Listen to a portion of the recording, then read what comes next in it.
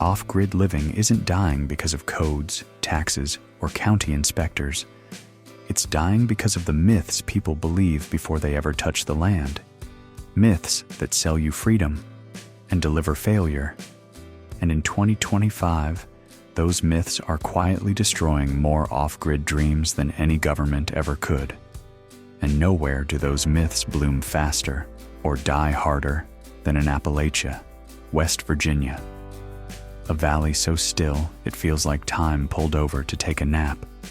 Fog drifting lazily over the hills, trees leaning in like they're trying to hear your thoughts, and a $4,000 plot of land that looks, online, like a postcard whispering, "Start your new life here." You imagine a cabin, a porch, a sunrise that warms your face through the window of a home you built with stubbornness and YouTube tutorials. Then you arrive, and the first thing you notice is the humidity. Not regular humidity, but the kind that feels like the air is trying to slow cook you.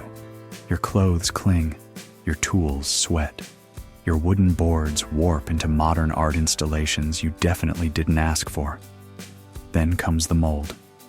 Not shy mold, not "I'll hang out in the corner" mold. Aggressive, charismatic mold that claims territory like a warlord with spores. The soil? Not soil. Clay. Wet, sticky, boot-stealing clay that grabs you by the ankles and says, "No one leaves here willingly." And the forest canopy? It blocks sunlight so thoroughly, you start wondering if the sun is on strike. Your future solar panels sigh quietly. Your dreams of a garden file a missing persons report. And somewhere between the fog, the shade, and the smell of something growing where it shouldn't, the truth hits you. It wasn't a salesperson who lied to you. It wasn't a realtor. It wasn't even the land. You weren't lied to by a salesperson. You were lied to by the myths. The myths that promise simplicity, cheap living, effortless peace. The myths that convince thousands of people to chase a life they're not prepared for, and then blame themselves when it collapses. So today, we're taking those myths apart. One by one. Real stories, real places. No romantic filters. And hey, before we dive into myth 1, consider subscribing. It keeps this channel alive, and it reassures the algorithm that you haven't been swallowed by Appalachian mud. One of the most persistent lies in the off-grid universe is also the simplest. That off-grid living is cheap. YouTube loves this one. Cheap land, simple living, a cabin for the price of a toaster. In the videos, nobody sweats, nobody breaks a tool, nobody cries in the hardware store parking lot. Everyone just smiles at the sunset like they're in a commercial for optimism. But the truth hits hard the moment your boots touch the ground. Let's start in the Arizona high desert, a place so dry the air creaks.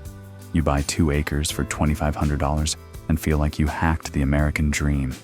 Flat land, big sky, freedom stretching in every direction. There's only one tiny problem: water. There is none. Not a drop. Not a hint, not a friendly cloud drifting by with emotional support. A man out here, let's call him Ronnie, because that's a man who believes in hope, tried to drill a well. The estimate came back, $18,000, and that's if they don't hit anything problematic, which is a terrifying sentence to hear from someone who digs holes professionally. Ronnie couldn't afford that. So he tried something he called desert innovation. He set out metal trays at night to collect condensation. Condensation. In Arizona, it worked once.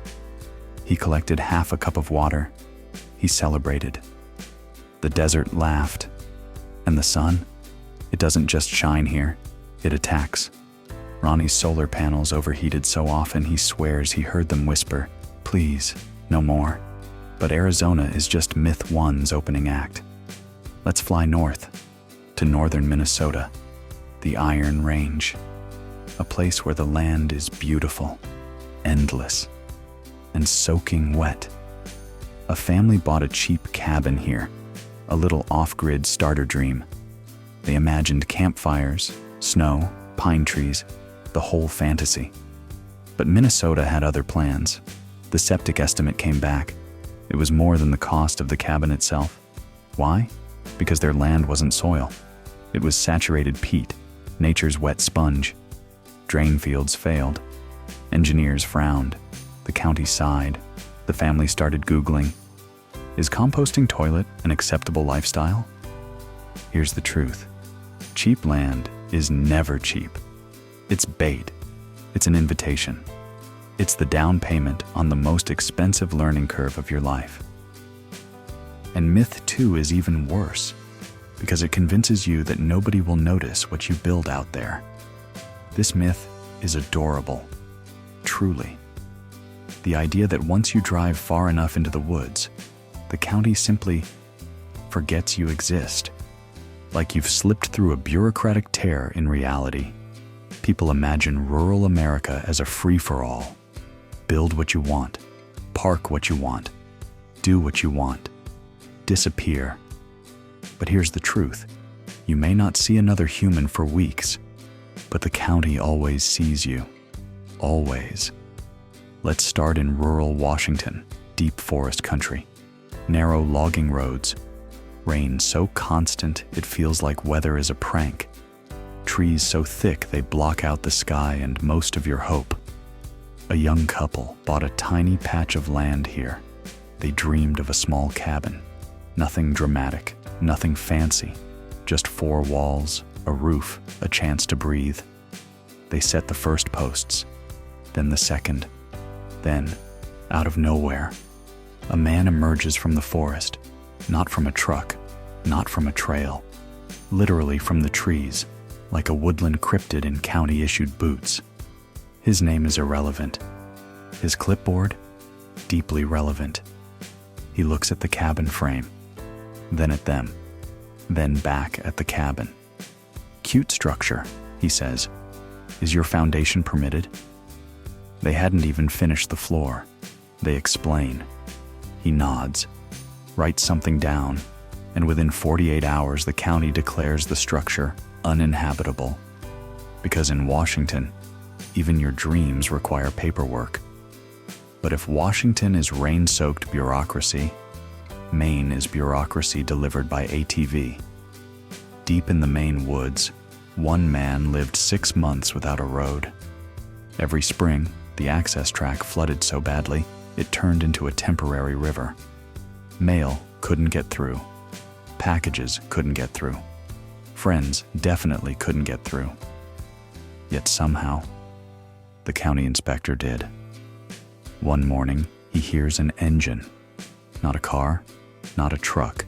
A small ATV bouncing through the mud like it's auditioning for a survival show.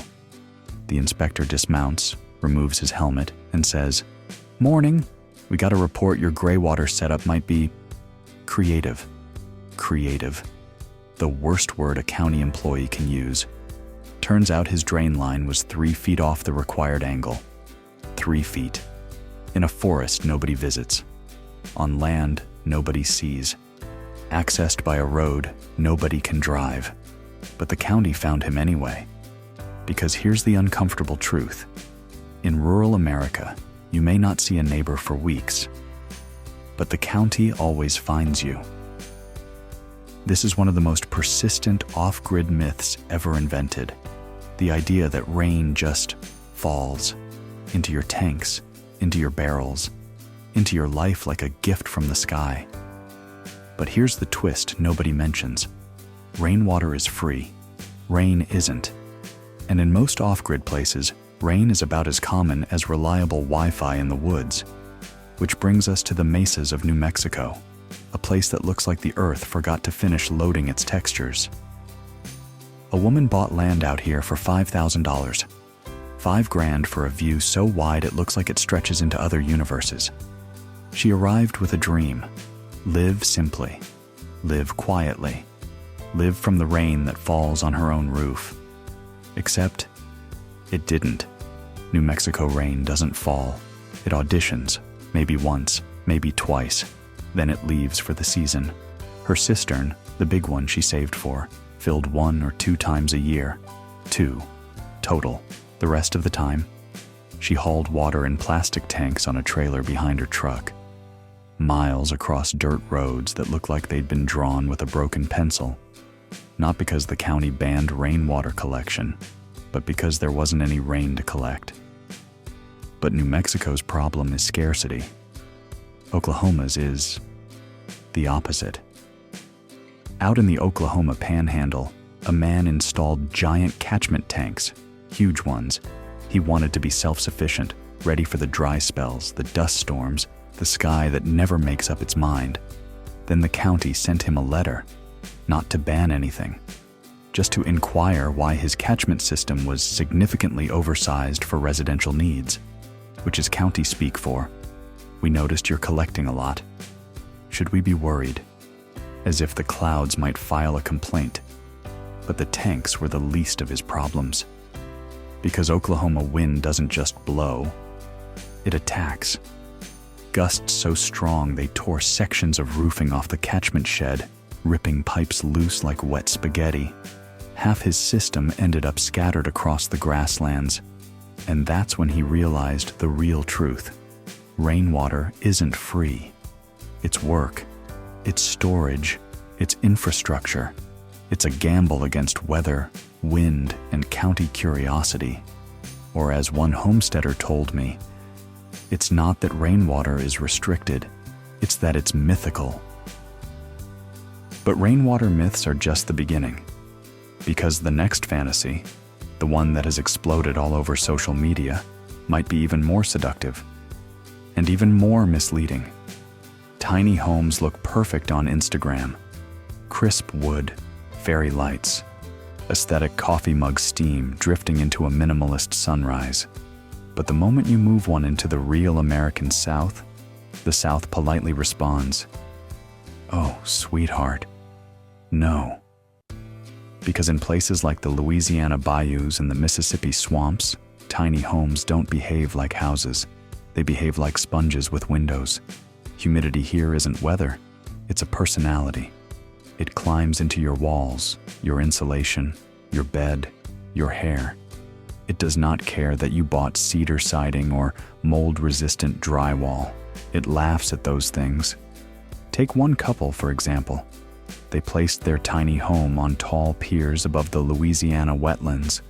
Textbook setup, beautiful view, sunrise over the reeds. 6 months later, the house smelled wrong. Mildew creeping up the corners. Termites doing whatever termites do when someone brings them lunch on stilts. The AC fighting humidity so aggressively, it sounded like it was losing a boxing match every night. Then came the county. Because the couple thought they were clever, truly off-grid. But the county flipped through their clipboard like a disappointed school teacher and said, "This is not a dwelling unit." Translation: nice cabin. Shame if you wanted to, live inside it. They were told, connect to utilities, add proper tie-downs, fix electrical, upgrade foundation, add inspections. Suddenly, the simple lifestyle required an engineering budget. Mississippi wasn't kinder. A man there built a tiny home near a swampy patch of forest, thinking the raised foundation would protect it.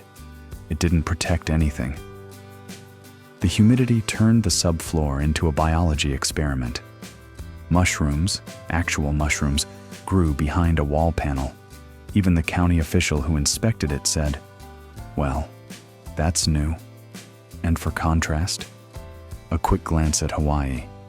People there literally have houses they legally cannot live in because their tiny homes fall into the same category as unpermitted decorative objects.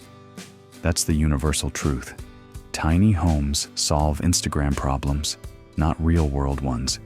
Humidity, insects, county definitions, and structural codes don't care about aesthetics or lifestyle branding. They care about compliance, and tiny homes aren't built for that fight.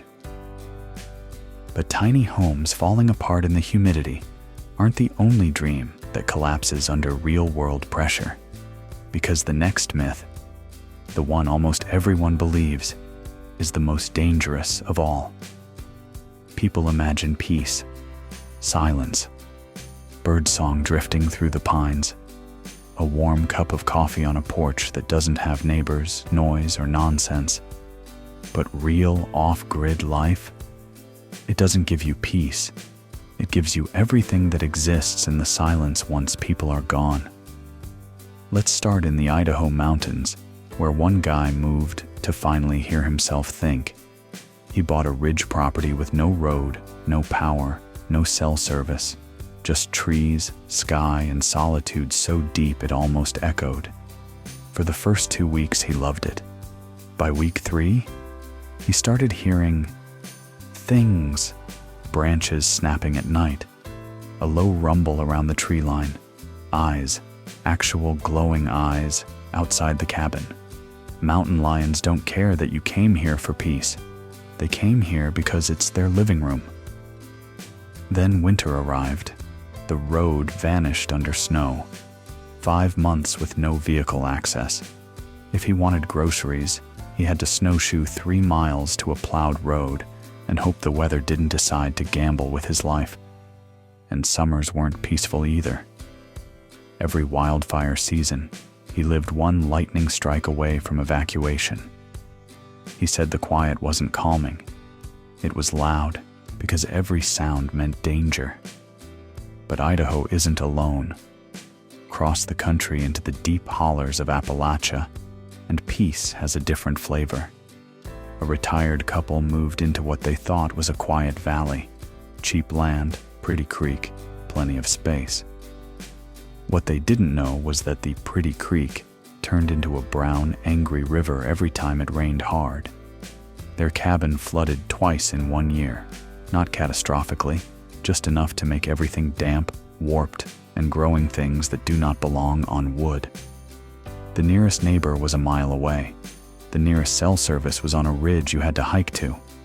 And when the husband slipped on wet clay and sprained his ankle, they realized something horrifying. Peace is beautiful until you need help. Then it becomes isolation. The wind, the wildlife, the storms, the silence, none of these things care about your freedom narrative. They don't hate you. They just don't notice you. And that's the truth most people don't learn until it's too late. Peace isn't the absence of chaos. It's the absence of people who can help you during chaos. The myths aren't dangerous because they're wrong. They're dangerous because they're almost right. They contain just enough truth to feel believable, and just enough fantasy to ruin people. Because when the dream collapses off-grid, it doesn't collapse softly.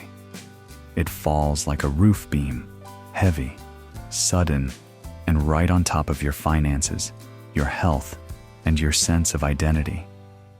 People don't talk about that part. Nobody posts a YouTube video titled, "Hey, I lost $27,000 because I believed a stranger who told me tiny homes are weatherproof." Nobody uploads a drone shot of mold behind their walls. Nobody films the moment they realize their septic estimate is double their annual income. Nobody documents the psychological crash you feel when you're exhausted, alone, and the county tells you your entire structure is not approved for human occupancy. The truth is simple. Myths make you underestimate the cost, underestimate the difficulty, underestimate the loneliness, and overestimate your ability to outsmart land, weather, biology, engineering, and bureaucracy all at once. Most people don't fail off-grid because they're weak. They fail because the expectations were fictional. And here's what that looks like in real life. A man packed everything and moved off-grid to start fresh. 6 months later, after battling water shortages, unexpected fees, and a generator that died twice, he quietly returned to the city with $12,000 in debt, and nothing to show for it except a sunburn and a lesson. A couple bought a rustic cabin fixer-upper. Within a year, the mold took over faster than they could clean it. They walked away and never returned. The cabin is still there, slowly dissolving into the hillside. One man spent a year saving for a well. 3 drilling companies told him the same thing. We can drill here, but we can't promise water. He abandoned the property, not because he wanted to, but because the cost of maybe finding water was higher than the land itself. These aren't failures, they're consequences. Consequences of beliefs that sound inspiring, but break under pressure. Because the most dangerous myths aren't the ones that lie to you loudly. They're the ones that whisper softly. You'll figure it out. If there's one truth hiding beneath all the myths, it's this. Off-grid living isn't dying. It's just becoming honest. The land hasn't changed. The weather hasn't changed. The rules haven't changed as much as people think. What changed is the story people tell themselves before they ever step foot out there. Because when you strip away the Instagram gloss and the YouTube romanticism, off-grid living is not a shortcut to peace. It's not a budget lifestyle. It's not an escape hatch from the modern world. It's an evolution, a slow, difficult, beautiful transformation that only works when you see it clearly. The truth is this: freedom still exists. Real freedom. The kind that smells like pine and diesel and morning frost. The kind that doesn't come with HOA fees or noise complaints or neighbors measuring your grass with a ruler. But freedom has a cost. It always has. And the people who make it work long-term aren't the ones chasing myths. They're the ones who arrive prepared. Financially, mentally, emotionally. They come with patience instead of fantasies, with resilience instead of aesthetics, with respect for land that doesn't care about your plans. Honesty is what makes off-grid living possible. Honesty about the work, the money, the isolation, the learning curve that doesn't care how many videos you watched before you packed the truck. Myths get people hurt. Truth sets them free. And if you're still listening, if this entire journey didn't scare you but clarified you, then you're already closer to the real dream than most people will ever get. Because the off-grid life isn't a postcard.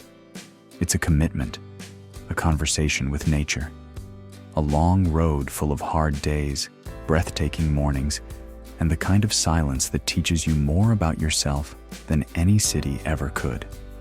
So whatever path you choose next, choose it with clear eyes.